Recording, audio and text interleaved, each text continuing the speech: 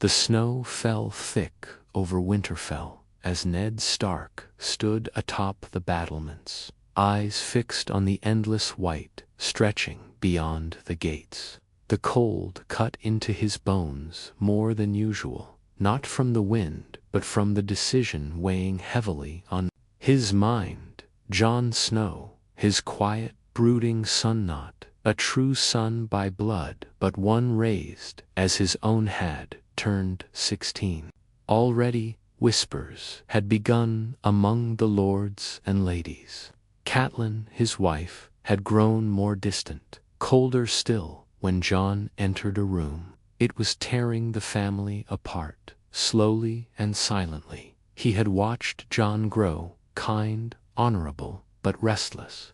The truth of Jon's birth gnawed at Ned every day. He had promised his sister Lyanna on her deathbed to protect the boy, to keep his secret. But protection in Winterfell was becoming dangerous. One careless word from a drunken servant, a slip of the tongue from one of his children, and Jon's life would be forfeit. King Robert wouldn't hesitate if he ever learned who Jon really was. That night, Ned sat Jon down by the hearth in the great hall. The flames crackled between them. Jon's face, always carrying a touch of loneliness, looked hopeful. He believed he was finally being trusted with something important. But when Ned spoke, the words carved into his heart like ice. "You're leaving for the Wall." Jon blinked, confused. "The Night's Watch." "Now yes," Ned said softly. "Eyes never. Leaving the fire. You're of age. You'll find honor there, purpose and safety. But why now? Why so suddenly?" Jon didn't ask the deeper question. He had always sensed the cold space Catelyn kept around him. He had never once been called son by her lips. His half-siblings loved him, yes, especially Robb and Arya, but it was never truly his home. Deep down, Jon always felt he didn't belong. Still, the pain in his voice was real. Ned stood and placed a hand on his shoulder. "You were never meant for this life, Jon. The Wall. It's where you'll become who you were meant to be." Next morning, Jon said his farewells. Arya wept and promised she'd come visit when she could. Bran didn't understand why Jon was leaving, and Sansa barely said goodbye at all. Catelyn stood in the background, unreadable. The snow didn't stop as Jon and Benjen Stark rode north, toward Castle Black. The world grew darker and colder with every mile. Jon thought of Winterfell often, but he didn't know that his early departure had already begun to change the course of fate. Without him there, Arya's wildness grew unchecked. Robb carried more weight on his shoulders, and Catelyn, though silent, felt something shift within her, a guilt she couldn't quite name. At Castle Black, Jon was younger than most new recruits. The others mocked him for being a lord's bastard, but he endured. He trained harder, spoke less. He didn't know yet of the White Walkers stirring beyond the Wall, or of the mutinous brothers who would one day betray their vows. But even then, something in him had begun to harden. One night, after months on the Wall, Benjen came to him with a strange look in his eyes.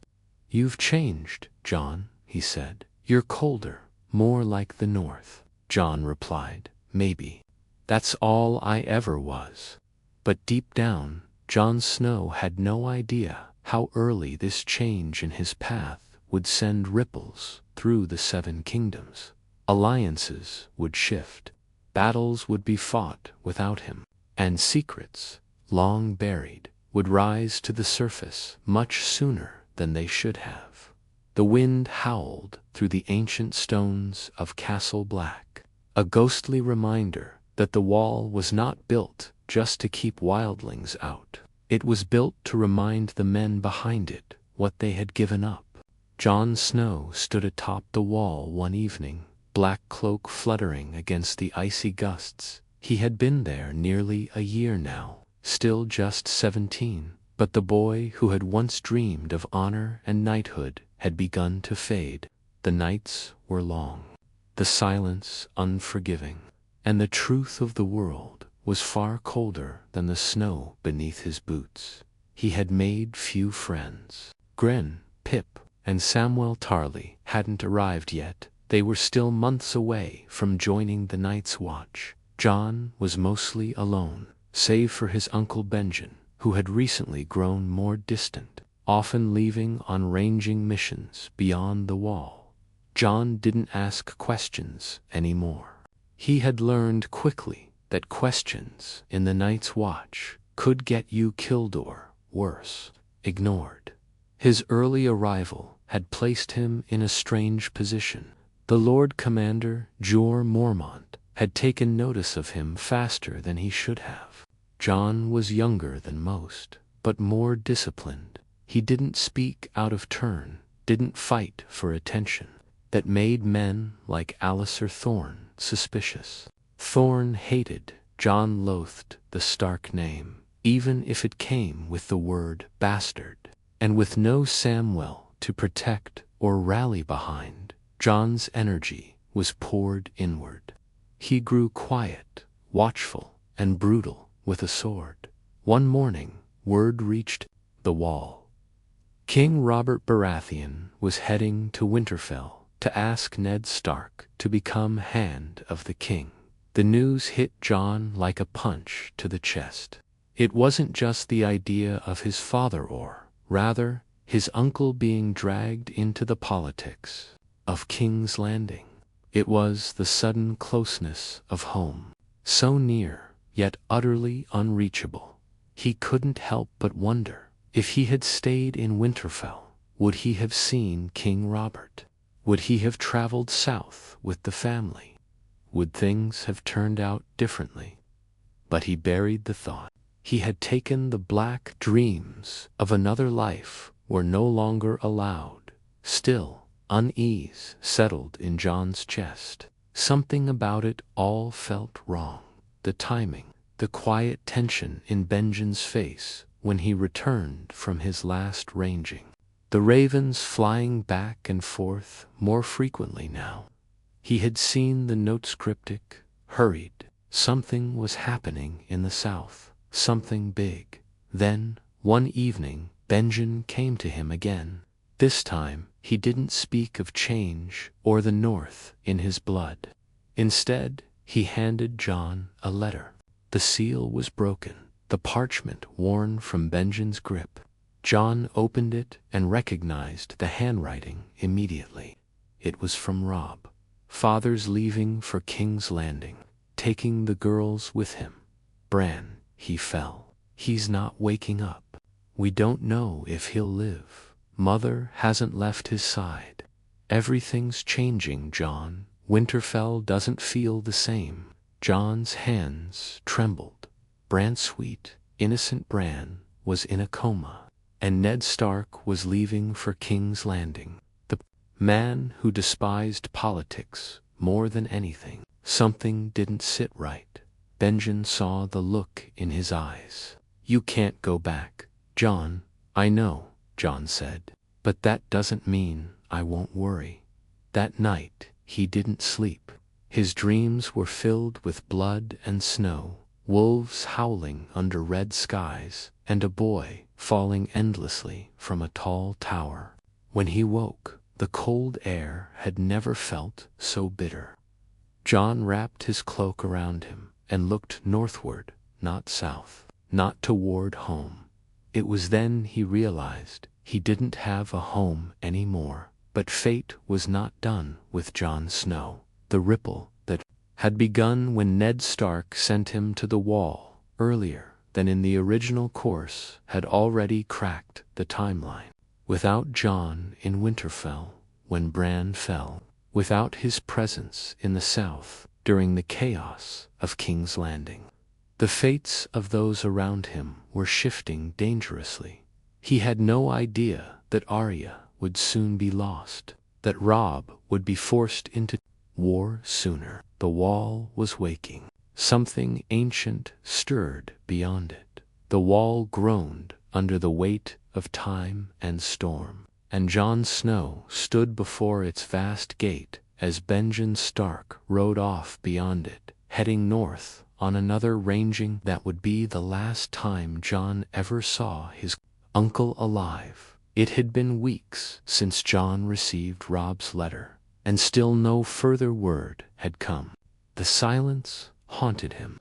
He kept imagining Bran's fall over and over, wondering who could have pushed a boy from a tower and why. He remembered the boy's laughter, his energy, his innocence. Now he was unconscious, and Jon had been sent away, exiled before he could even say goodbye. But Jon wasn't the only one tormented by ghosts. The rangers who returned from the haunted forest told unsettling stories. Tracks that vanished into thin air, shadows moving beyond the trees, entire wildling camps gone without a trace, no bodies, no signs of a fight, just silence. Even the hardened men of the Night's Watch had begun muttering in hushed tones, fear creeping into their bones. One night, Jon stood guard on the wall when a horn blew in the dead of night.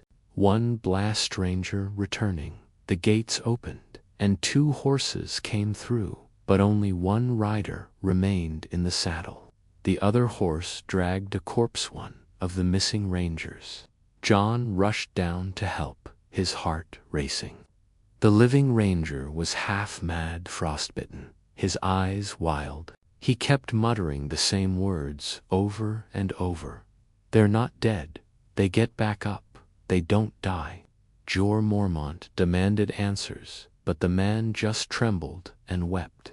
The dead ranger's body was placed in the cold storage beneath. The white direwolf growled and pounced, tearing into the creature that had once been a man. Jon thrust a torch into its face, and the thing burned with a shriek that didn't sound human. After that, no one doubted Jon's word.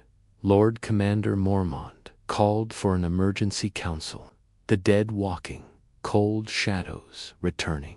The white walkers thought to be myth were real, and yet the South, too far away, buried in court politics and the Game of Thrones, wouldn't listen. No one ever listened. Mormont looked at Jon across the table, eyes sharp. Your uncle was right about you. You see things clearly. That's rare in this world. Jon's voice was steady but cold. Then let me do something about it. Mormont nodded slowly. You'll lead the next ranging. We go north. We find Benjen. We find the truth. Meanwhile, far away in Winterfell, Robb Stark felt the weight of command crash down on his young shoulders. Bran had survived but was paralyzed. Catelyn had left for King's Landing, chasing shadows and suspects. Sansa was gone with her father. Arya too. Winterfell felt empty. Robb missed Jon desperately. His brother would have stood beside him now, helped him, grounded him. But instead, Robb had only Theon and Maester Luwin, and neither understood the burden of leadership. He received word of his father's arrest. A week later, Ned Stark charged with treason. Robb nearly broke. He called his bannermen. War was coming. Smelled the trap at the twins, who might have convinced Robb not to break his vow to House Frey. And Jon. He was marching north into the snowstorm of death, into the realm of the dead.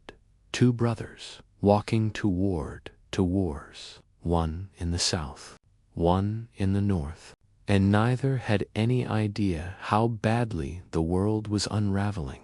The cold beyond the Jon rode with Lord Commander Mormont and a band of brothers deeper into the haunted forest.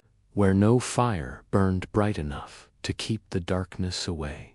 There were 30 men when they left Castle Black, rangers, in the same grim purpose, to find Benjen Stark, to understand what was stalking the wildlings, and to learn if the whispers of dead men walking were more than just fear and madness. Each night, they camped under old trees, surrounded by snow and stillness. Ghost stayed close to Jon, more restless than usual. He would stare into the woods and growl, low and deep.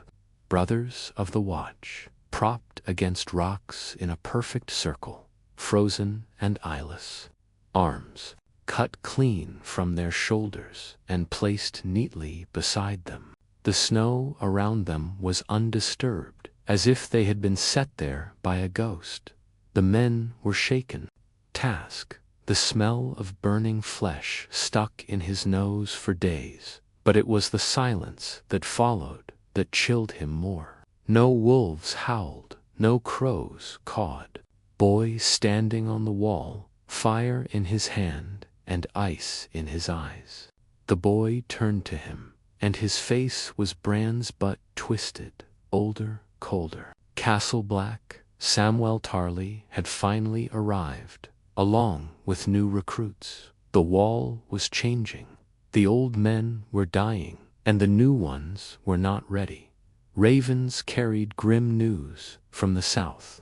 Lord Eddard Stark had been executed. Robb Stark had declared himself king in the north. War had torn the realm in two. When Jon heard the news, he felt something break inside him. He stared at the letter in silence for a long time. His breath came short, and the world spun like a storm.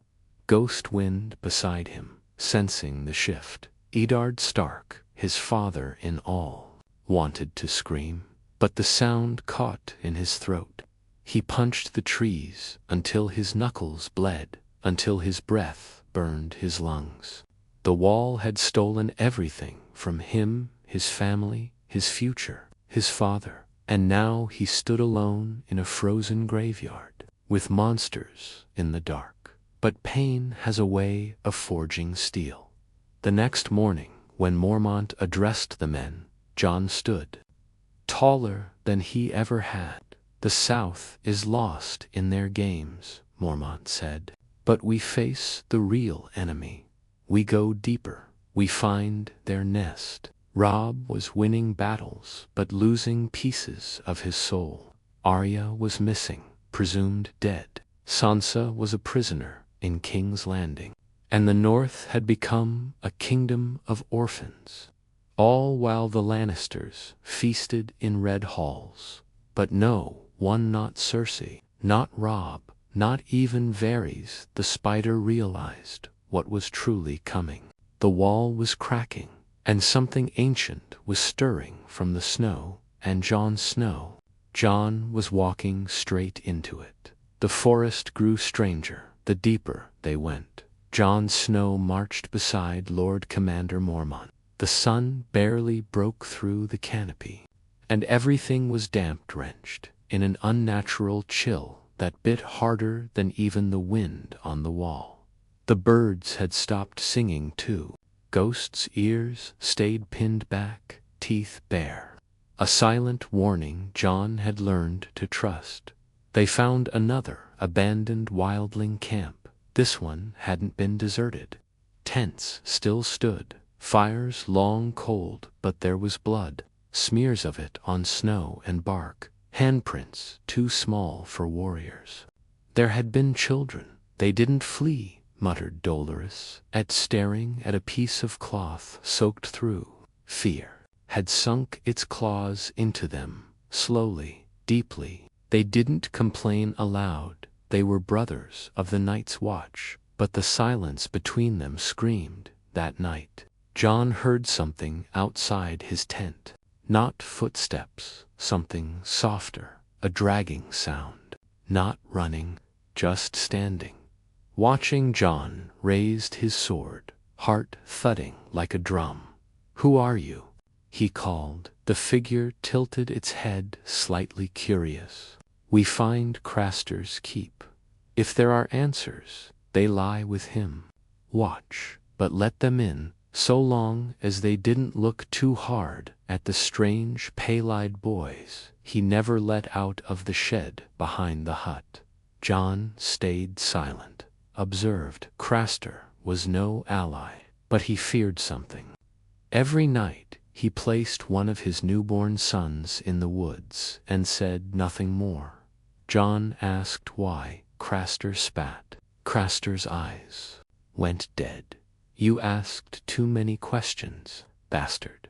That night, Jon followed Craster into the woods. He hid in the snow, watched as the old man placed a baby in the snow, and whispered something into the wind. It picked up the child gently, almost reverently. Jon couldn't breathe. When it turned its head toward him, those eyes locked with his. Jon fled. He told Mormont everything. "They're not just killing, they're taking the children, the boys, turning them." They rode fast, leaving behind the trees and Craster's filth, but the forest didn't let them go so easily. On the 5th night, the whites came, dead men, silent, fast, unstoppable. They hit the camp like a storm. Screams tore through the snow. Fire barely held them back. Jon fought with everything he had, blade flashing, ghost ripping through flesh. That should have stayed buried. He saw Dolorous Et fall. Then 2 more. Mormont barked orders, bleeding from a gash in his side.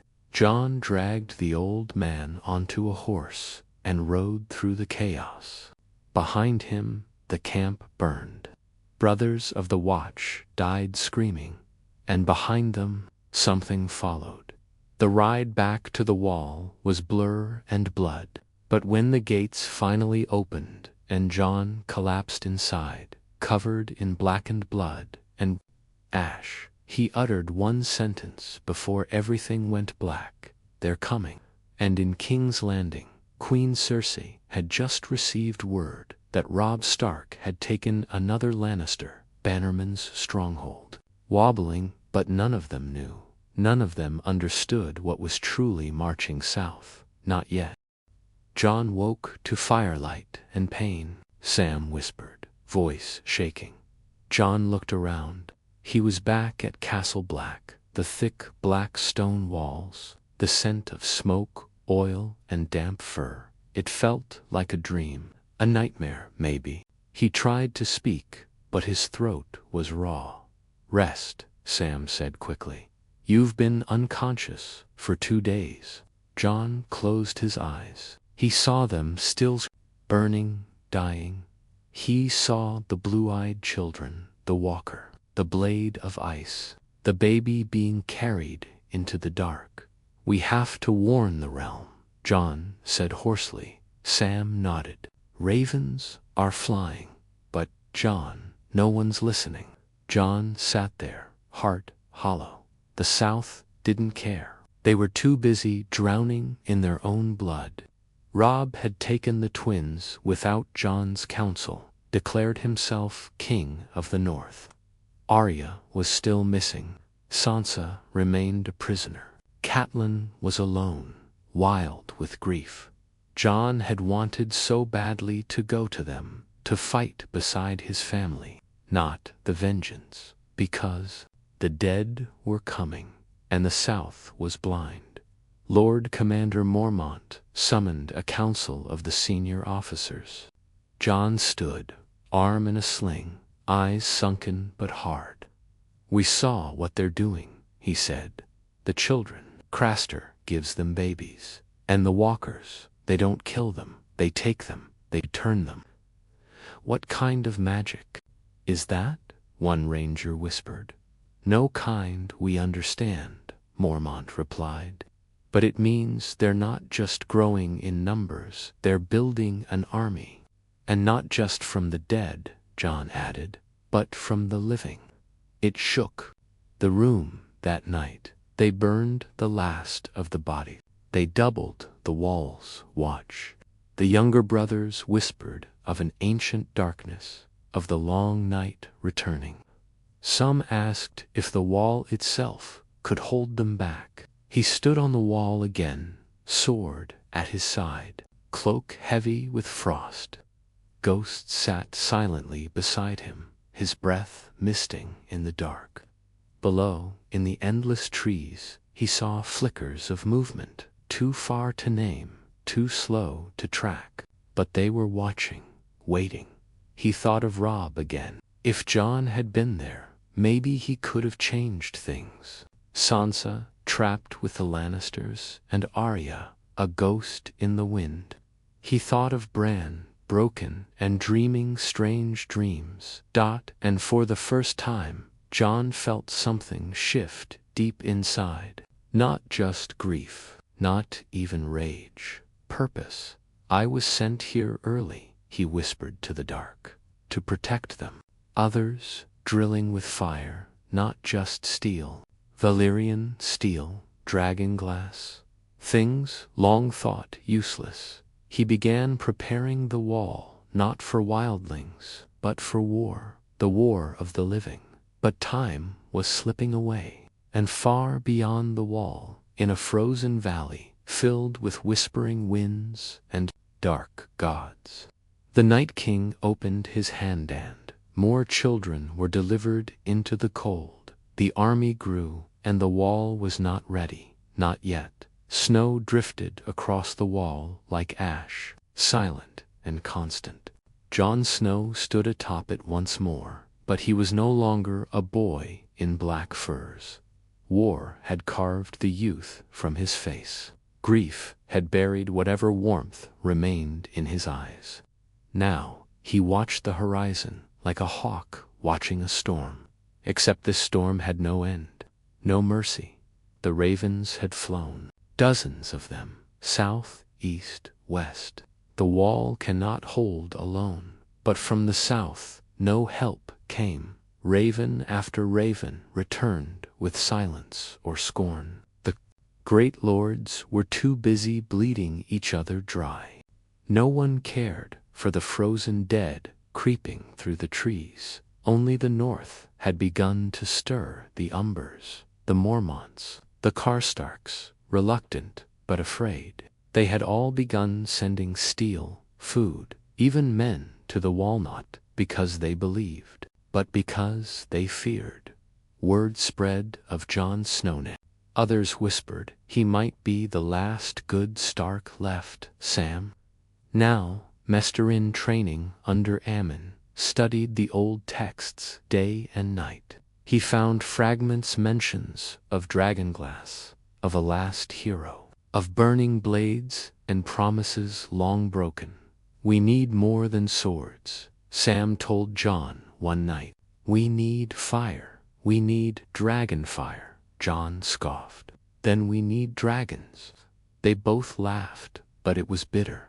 The wall's defenses were being rebuilt, faster, stronger. Blacksmiths forged more arrows, coated in obsidian.